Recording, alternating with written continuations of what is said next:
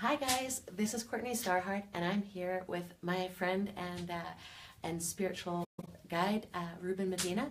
He's an excellent craftsman. He has all kinds of amazing things to share about his life, and I'm going to let him get to it. Good morning, people. Welcome to Taos, New Mexico. My cat just disturbed the camera, but I think everything is okay. But anyway, welcome once again in La Queche. I am you, you are me, to Taos, New Mexico, and my home here, where I live on a 2.5-acre estate with a view to the mountain, Taos Mountain, the sacred mountain of the Tewa people here. I live on the sacred acequia, the acequia de Madre, comes into my property here. And so welcome. I've had the great good fortune to have met Courtney a few years back at ceremonies here and there. And I recognize her as really an important person in this world, is doing incredible work with spirituality and spreading the good word.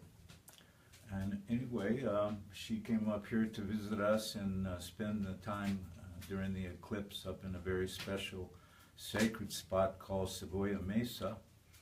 We had about 25 people there, 24 people come and spend that time, a very special time in which we were meditating and drumming for our own special prayers and prayers for peace for all the world. Recently I finished a thunderdrum after we had our 4th Starfire Sundance in Tres Piedras. We had a contingent of Dakota drummers and singers come all the way from South Dakota to be with us in our Sundance, which is the Sundance that Basil Braveheart is the intercessor and responsible person for. Anyway, they came with a marching band drum, which they just threw on the ground and propped it up, and boy, they wailed on that thing. It was so magnificent. But at that point, I was inspired to build a drum, especially for our Sundance circle, the Starfire Sundance. It's been completed now. It's you'll see a picture of it here soon.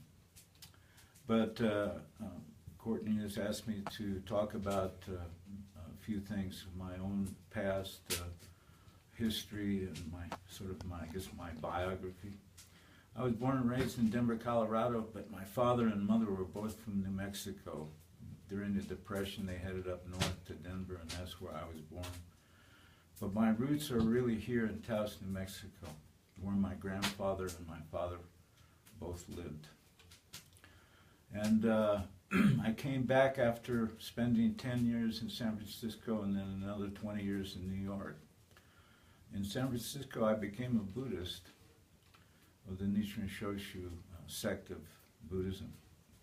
And I practiced in that religion, that organization, for 25 years.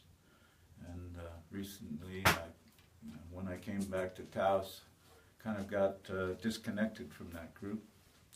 But I came to Taos from New York, decided that I really wanted to be an artist and a spiritual person.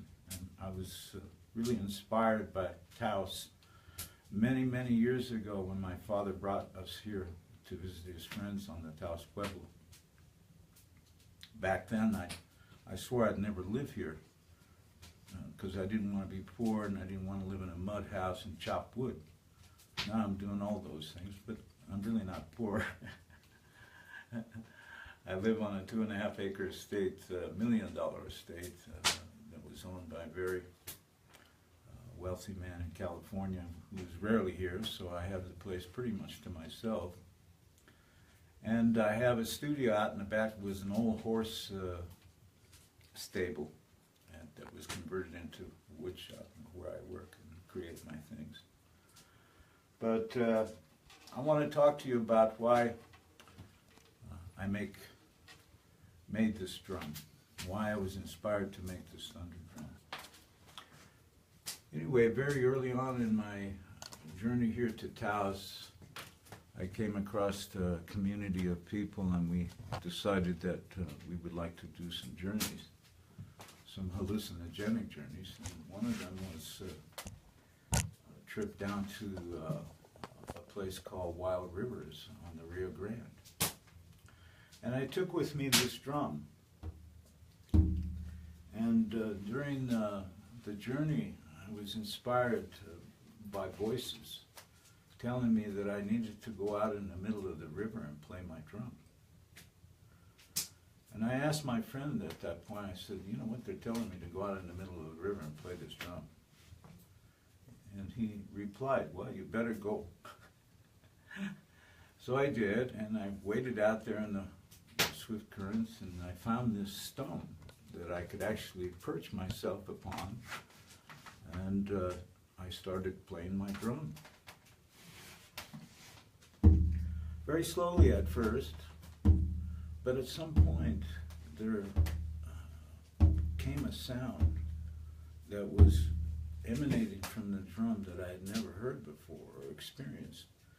It was like an overtone, a vibration that was calling me to go through. It was a portal, a threshold that I had to cross. And as I crossed that threshold, I was in the clouds, and I kept hearing this drum beat. And as I went towards that drum beat, I began to see this very old man with white hair. And I didn't recognize him, you know. And as I got closer, I began to realize that was me. It was my ancient self that I had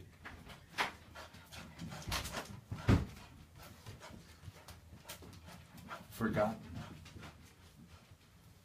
But at that moment, I remembered, you know, who I was, that I had been here before, and that I journeyed to this place to remember my destiny.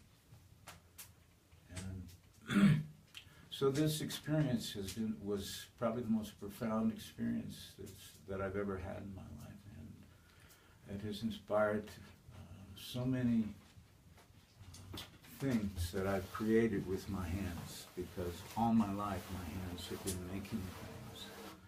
As a Buddhist, I made altars for thousands of people all over the country, and some places in other parts of the world as well. But I've all been called by my spiritual life to create things that had power, that had purpose, and it was made with intention, and that intention would be to bring oneself to their center. In the Maya tradition, the ceiba tree represents the very center, the sacred tree of the Maya. That center is our heart. Each one of us has that center. But we've been taken out of that center and out of confusion and ignorance. So I create artwork, chanupa, sacred pipes. I've made many chanupa. I make this here. This is sort of an art pipe made out of Minnesota pipestone and black oak burl on the tip there. That's about a $600 pipe. With a nice face. I love doing faces, as you can see Jesus there, Sarasvati above, the goddess of creativity, Tangerine woman in the corner, and Quetzalcoatl, the feathered serpent pipe.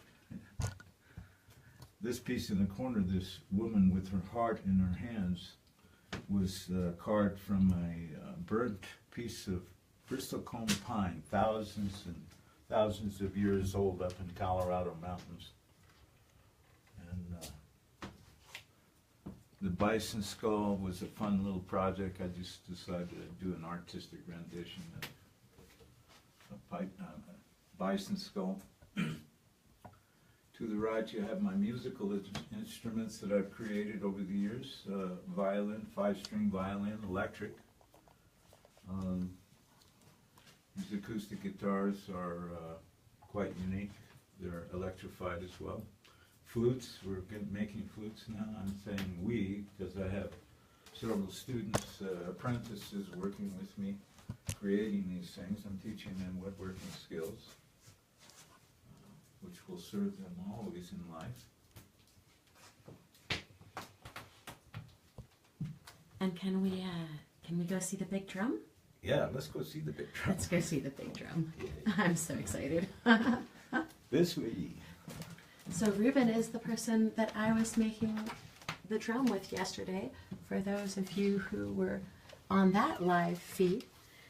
Hey, we're going through the door of the beautiful garden. All right.